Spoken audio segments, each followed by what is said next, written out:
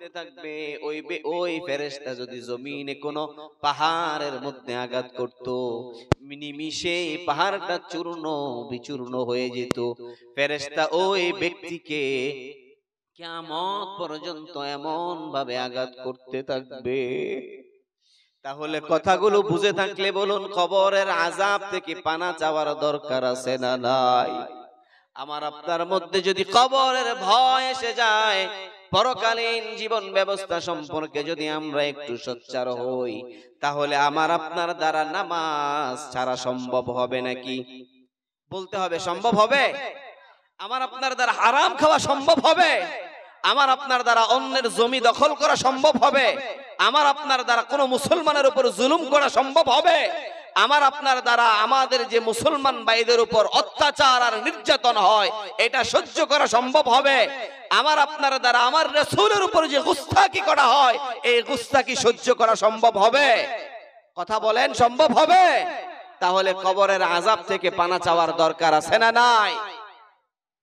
মুসলমান ভাইরা আমার, বিশ্বনবী মুহাম্মদুর রাসূলুল্লাহ সাল্লাল্লাহু আলাইহি ওয়াসাল্লাম, আবু দাউদ শরীফের 2437 নম্বর হাদিস, বিশ্বনবী সাল্লাল্লাহু আলাইহি ওয়াসাল্লাম আমাদেরকে জানিয়ে দিয়েছেন, কবর এমন একটা ঘর, এমন একটা ঘর, যেই কবর প্রত্যেক দিন মানুষকে 5 বার ডেকে বলে, আনা বাইতুল গুরবা ওয়া আনা বাইতুল ওয়াহদা ওয়া আনা বাইতুত তুরাব ওয়া আনা বাইতুদ দুদ। আমি হলাম অপরিচিতদের ঘর, আমি পোকা মাকড়ের ঘর, আমি মাটির ঘর, এবং আমার মধ্যে যদি আসতে হয় তাহলে একমাত্র উত্তম আমল ছাড়া আমি কাউকে প্রশ্রয় দেই না। উত্তম আমল যদি তোমার মধ্যে থাকে তাহলে তোমার জন্য আহলান সাহলান মারহাবান বিকুম, তোমার সামনে আমি এমন আচরণ করব, জমিনে যত মানুষ চলাফেরা করত তাদেরকে আমি, তাদের মধ্য থেকে তোমাকে আমি সব চাইতে বেশি পছন্দ করতাম। কবর তার জন্য প্রশস্ত হয়ে যাবে। আর যে ব্যক্তি কোন প্রশ্নের সঠিক উত্তর দিতে পারবে না, তার বদ আমলের পাল্লাটা বাড়ি হয়ে যাবে। ওই ব্যক্তির জন্য কবর এই কথা বলবে, তোমার জন্য আহলান সাহলান মারহাবান কিছুই নাই। জমিনে যত মানুষ চলাফেরা করেছে তাদের মধ্যে সবচাইতে নিকৃষ্ট ছিলে তুমি, তোমাকে আমি সবচাইতে বেশি অপছন্দ করতাম। আজকে তুমি আমার মধ্যে এসেছো, দেখো আমি তোমার সাথে কেমন আচরণ করি। এজন্য বিশ্বনবী বলেছেন, আল কবরু রাওদাতুম মির রিয়াদিল জান্নাহ ওয়া হুফরাতুম মিন হুফারিন নার। আপনারা কি বিরক্ত হচ্ছেন? হ্যাঁ, মাঝখানে খালি হয়ে গেছে, বুঝা গেছে। দোয়া করে দিব? হ্যাঁ, দোয়া করে দিব। আচ্ছা, আমাদের মনে হয় শরীরের মধ্যে জীবাণু এসে গেছে, তাই না? আমরা তাকবীর দিব ইনশাআল্লাহ। তাকবীরে আমাদের ঘুমও পালাবে। তবে তাকবীর দেওয়ার আগে মাঝখানে একটা কথা হলো, আমরা 3 ভাগে তাকবীর দিব। প্রথমে আমরা এখানে যারা বিবাহিত আছি তারা তাকবীর দিব, তারপর যারা অবিবাহিত, বিবাহিতদেরকে হারিয়ে দিতে হবে, তারপর সকলে মিলে। পারবো তো ইনশাআল্লাহ? রেডি সবাই? রেডি? লিল্লাহি তাকবীর। এখন কি সবাই দিয়ে দিবেন একবারে, না শুধু বিবাহিতরা? তাহলে বিবাহিত মানুষের সংখ্যা কম এখানে, বোঝা গেছে। আওয়াজ কম হইছে না? আবার দিবেন? আবার দিবেন? আচ্ছা, অনেকে বলতেছে আবার দিবে। তাহলে আরেকটা সুযোগ দেই, কি বলেন আপনারা? নারায়ে তাকবীর। মাশাআল্লাহ, এবার একটু বড় হইছে। আচ্ছা, এবার দেখবো যুবকদের সংখ্যা কেমন। যুবকরা হাত তুলে তাকবীর দেব ইনশাআল্লাহ। পারবো তো আমরা? হ্যাঁ, নারায়ে তাকবীর। মাত্র কয়েকটা হাত, কিন্তু আওয়াজ দেখছেন? মাশাআল্লাহ, আওয়াজ অনেক ভালো হইছে না? এখন মুরব্বীরা কথা বলবে না, কারণ ওরা তো হেরে গেছে। আল্লাহু আকবার। যাই হোক, এবার আমরা সকলে মিলে এমন জোরে তাকবীর দিব, এখনো পর্যন্ত যারা ঘরে শুয়ে আছে, বাহিরে রাস্তায় হাঁটা চলা করছে, আমি এসে শুনেছি আপনাদের এখানে 7-8 হাজার মানুষের আয়োজন করা হয়। এখানে তো আমার কাছে 2000 এর বেশি মানুষ মনে হচ্ছে না। যাই হোক, মেহেরবানি করে আপনাদেরকে বলবো, আপনাদের জলসার উদ্দেশ্যটা যেন ভালো হয়। এখান থেকে যেন একজন মানুষ যদি হেদায়েত প্রাপ্ত হয়, তার আমলগুলো যদি সহি হয়ে যায়, তাহলে আমাদের সকলের জন্য নাজাতের জরিয়া হতে পারে। কথা বলেন ঠিক কিনা?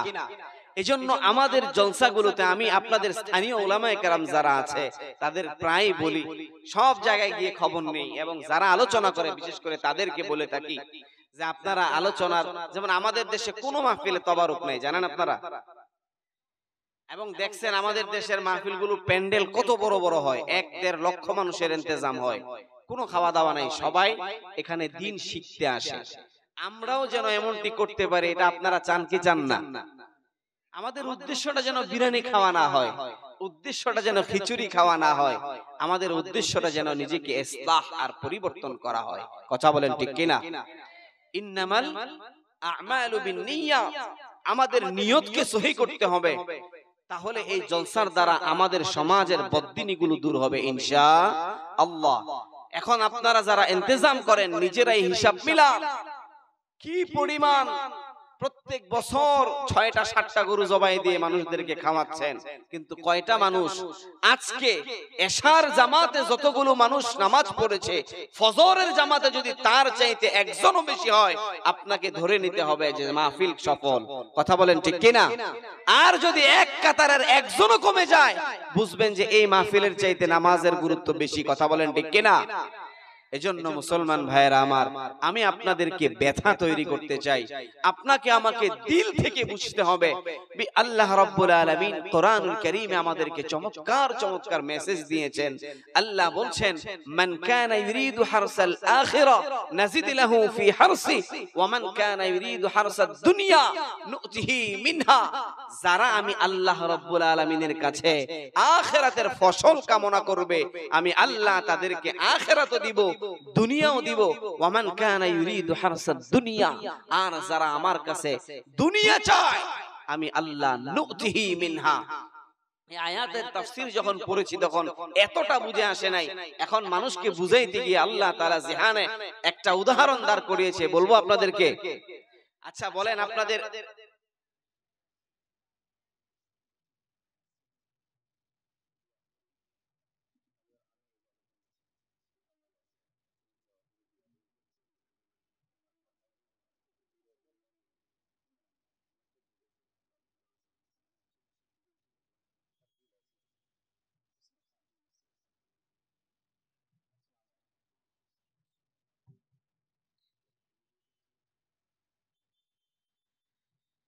আস্তাগফিরুল্লাহ, দেখেন উনি আমাদের সবার জন্য অনেক বড় নিয়ামত। আমি এসে আগে ওনার সাথে এরকম পরিচয় নাই, কিন্তু আজকে এসে ওনার পিতৃতুল্য এত স্নেহ, ওনার সাথে আমার এই 10-15 মিনিটের পরিচয়, কিন্তু উনি আমাকে এই অল্প সময় এত আপন করে নিয়েছেন, এত দোয়া করেছেন। আমি বিশ্বাস করি আজকে এই যে আপনাদের এখানে বসে কথা বলছি, আমার ইলমি যোগ্যতা তেমন কিছু নাই, কিন্তু ওনাদের মতো অনেক মুরব্বিদের দোয়া আমার সাথে আছে। আর আমি বিশ্বাস করি উস্তাদদের দোয়ার বরকতে আল্লাহ তাআলা এই এখানে বসে কথা বলার সুযোগ করে দিয়েছেন। আমরা আবারও ওনার জন্য দিল থেকে সকলে মিলে দোয়া করব, আল্লাহ তাআলা যেন ওনাদের নেক হায়াত, ওনাদের নেক ছায়া, নেক নজর আমাদের জন্য দীর্ঘায়িত করে, বলি আমিন। বিশ্বাস করেন কিনা জানি না, ওনারা আছে বিদায় আল্লাহ তাআলা আমাদেরকে রিজিক দেয়। বিশ্বাস করেন? আল্লাহ রাব্বুল আলামিন কোরআনুল কারীমের আমাদেরকে সূরা ইউনূস 10 নম্বর সূরা ইউনূসের 62 নম্বর আয়াতে আল্লাহ বলছেন, আলা ইন্না আউলিয়া আল্লাহি লা খাউফুন আলাইহিম ওয়া লা হুম ইয়াহজানুন। যারা আল্লাহর ওলি তাদেরও কোনো ভয় নাই, এবং তাদের সাথে যারা সম্পর্ক রাখে তাদেরও কোনো ভয় নাই। সুবহানাল্লাহ। তাহলে এই ধরনের বুজুর্গদের সাথে সম্পর্ক রাখার দরকার আছে না নাই? এইজন্য মুহতারাম হাজিরিন, আল্লাহ তাআলা উনাদের জন্য সব সময় দোয়া করবেন। উনারা যতদিন থাকবেন আল্লাহ তাআলা উনাদের ছায়ায়, উনাদের নেক নজরের কারণে আমাদের থেকে অনেক বালা মুসিবত দূর করে দেয়। এইজন্য ওনাদের জন্য দোয়া করব তো আমরা ইনশাআল্লাহ। আল্লাহ তাআলা তৌফিক দান করুক। যেই কথা বলতেছিলাম, আপনাদের এই ইন্ডিয়াতে সবচাইতে ধনী ব্যক্তির নাম কি জানেন? হ্যাঁ, জানেন আপনারা? মুকেশ আম্বানি না? আচ্ছা, গোটা পৃথিবীর আগে ছিল বিল গেটস, এখন হচ্ছে এলান মাস্ক। আচ্ছা, আমি যে একটু আগে আয়াতটা বললাম, আল্লাহ বলছেন মান কানা ইউরিদু হারসাল আখিরা নাজিদ লাহু ফি হারসি ওয়া মান কানা ইউরিদু হারসাদ দুনিয়া নুতিহি মিনহা।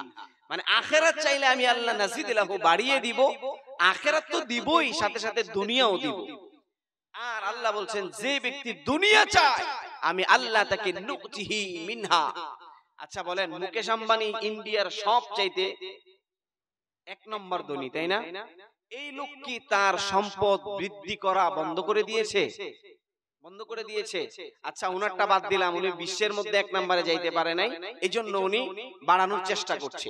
কিন্তু যে ব্যক্তি এলান মাস্ক, সে বিশ্বের 1 নম্বর ধনী, এখন কি সে সম্পদ উপার্জন করা বৃদ্ধি করা থামিয়ে দিয়েছে? এখনো সে বাড়াতে চাচ্ছে। অতএব আপনাকে বুঝতে হবে, আল্লাহ যে বলেছেন নুতিহি মিনহা, আমি তাকে অল্প দিব, অল্প। দুনিয়ার শ্রেষ্ঠ ধনী হওয়ার পরেও তার কাছে সম্পদ কম মনে হচ্ছে, কথা বলেন ঠিক কিনা? এজন্য সে এখনো পর্যন্ত সম্পদ বৃদ্ধি করার পেছনে ছুটছে। এজন্য মুহতারাম, আয়াতগুলো বুঝে থাকলে আপনাকে আমাকে পরিবর্তন হতেই হবে। এই দুনিয়াটা আমার আপনার জন্য ক্ষণস্থায়ী, এখানে চিরস্থায়ী কেউ থাকবো না। আল্লাহ রাব্বুল আলামিন কোরআনুল কারীমে আমাদেরকে চমৎকার ভাবে জানিয়েছেন, ইয়াউমা ইয়াফিরুল মারউ মিন আখি ওয়া উম্মিহি ওয়া আবি ওয়া সাহিবাতিহি ওয়া বানি। বান্দা, এই যে ইয়াউমা ইয়াফিরুল মারউ মিন আখি, তোমাদের জন্য আমি আল্লাহ এমন একটা দিন রেখে দিয়েছি, যেই দিন ভাই ভাইকে চিনবে না, মা মেয়েকে চিনবে না, বাবা ছেলেকে চিনবে না, ছেলে মাকে চিনবে না, মা সন্তানকে চিনবে না, যেদিন পিতা পুত্রকে চিনবে না, উস্তাদ ছাত্রদেরকে চিনবে না, ছাত্র উস্তাদকে চিনবে না, শিক্ষক ছাত্রকে চিনবে না, নেতা কর্মীকে চিনবে না, কর্মী নেতাকে চিনবে না, পীর সাহেব মুরিদদেরকে চিনবে না, মুরিদ পীর সাহেবকে চিনবে না। এমনকি ওই দিন নবী রাসূলগণ উম্মতদেরকে চিনবে না। ওই দিনকে ভয় করার দরকার আছে না নাই? নিজেদের মনের মধ্যে একটু প্রশ্ন করেন, এই দুনিয়াটাকে এত প্রাধান্য কেন দিচ্ছি? ধরে নিলাম আমার দ্বারা পৃথিবীর সবচাইতে বিলাসবহুল লাক্সারিয়াস লাইফ লিড করা আল্লাহ সুযোগ করে দিয়েছেন, কিন্তু তারপরে আমার হিসাব আছে না নাই? বলেন, হিসাব আছে না নাই?